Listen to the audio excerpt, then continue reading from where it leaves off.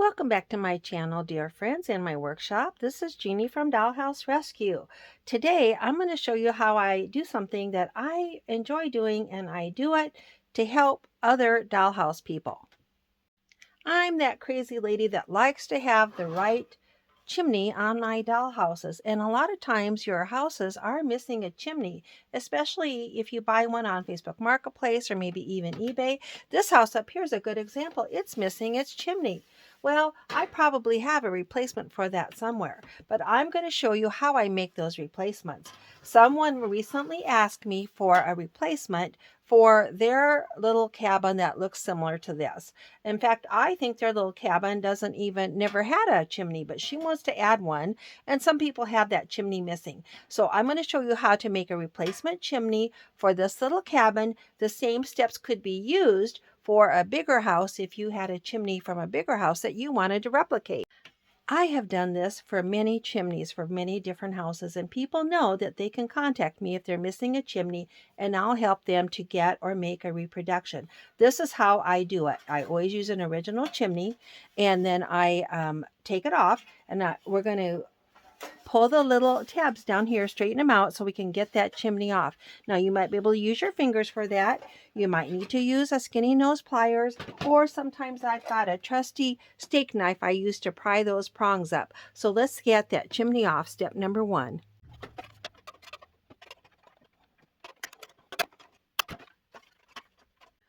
I'm pretty sure you couldn't actually see me do that, but I could see those prongs in there, and I got under them and lifted them up so that they're somewhat straight. Now I should be able to take this chimney and pull it off of the top, now that I've got those somewhat straight. There we go. Next, we have to flatten this out. You might be able to use your fingers for that. You might have to use your little pliers, but I'm going to try to flatten it out, even this part here, and get it as flat as I can. I'm going to probably use these pliers to do it. I might also use these pliers. Now these pliers, I put some masking tape on that serrated part in order to not scratch my pieces. So that's why they're blue. I put some masking tape on there.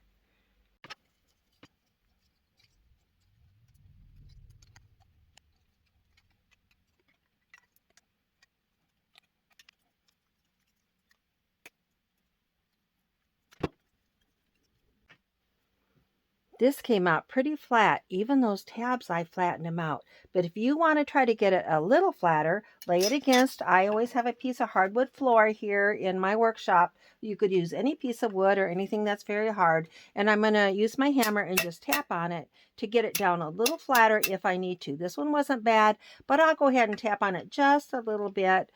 Make sure it's as flat as I can get it. I have a bigger hard rubber hammer that I like to use, but this time I used my small one that's got a nylon edge on it. I got this on Amazon, and it worked very well on this little chimney. So I think that's probably as flat as I'm going to get it. All right, next thing to do is check your paint, because we're going to take a picture of this. Well, I've actually washed it too. I wiped it off with a paper towel. It was not real dirty, but I always take that opportunity to give it a quick wash in case there's any dirt spots on there, because we're going to photograph this, and those photographs might be out there for, many, many years. And if it's dirty now, it's going to be dirty for many, many years. So I've got it clean, and it did get a little bit of dirt off of there. Now I'm going to touch up, there's just a little tiny paint gone in here and right there. I'm going to mix up some paint color and fix those little tiny dots, just so again, when I take a picture, it's going to look nice then for many, many years.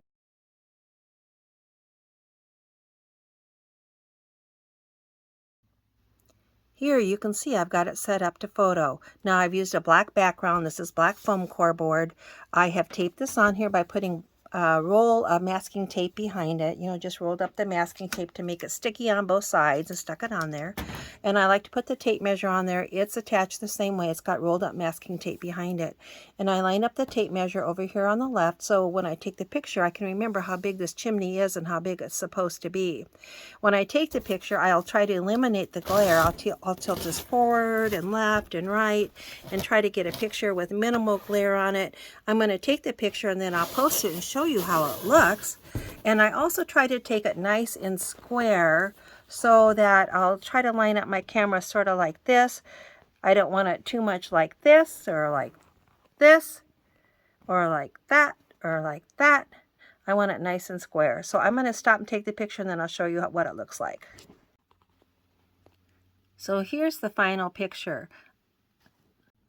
Now you can sometimes manipulate those pictures a little bit after you take them to make them a little bit better. But this one, I think I've got it nice and straight on, minimal glaring, and it's just easier to try to take a good picture at the start rather than try to manipulate it.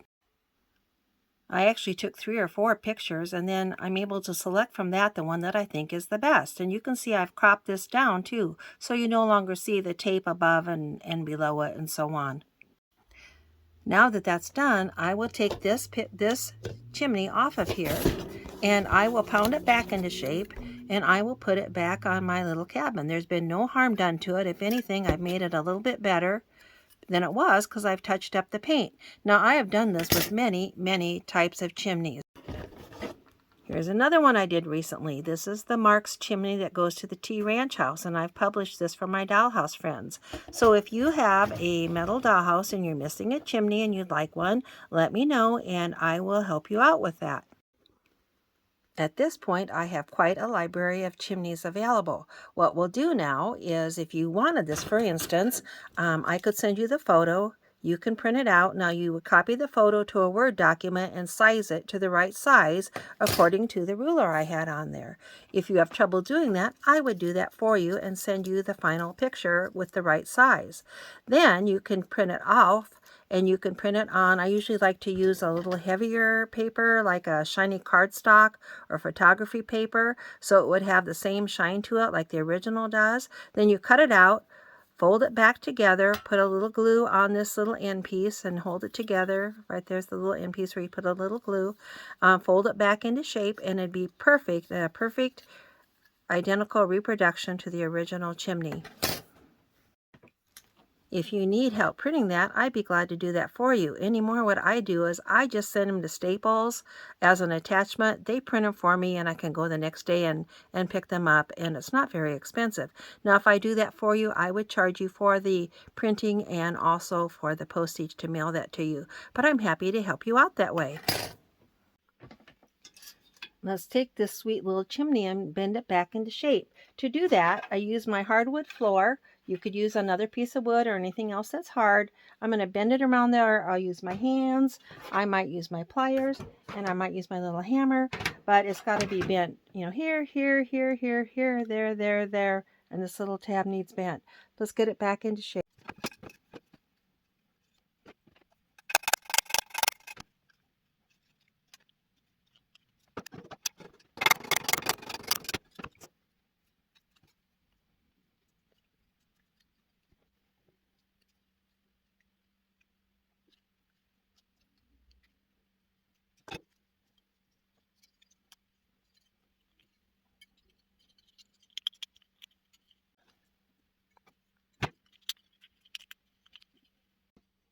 There you go, friends. It's back good as new, ready to go back onto my little cabin.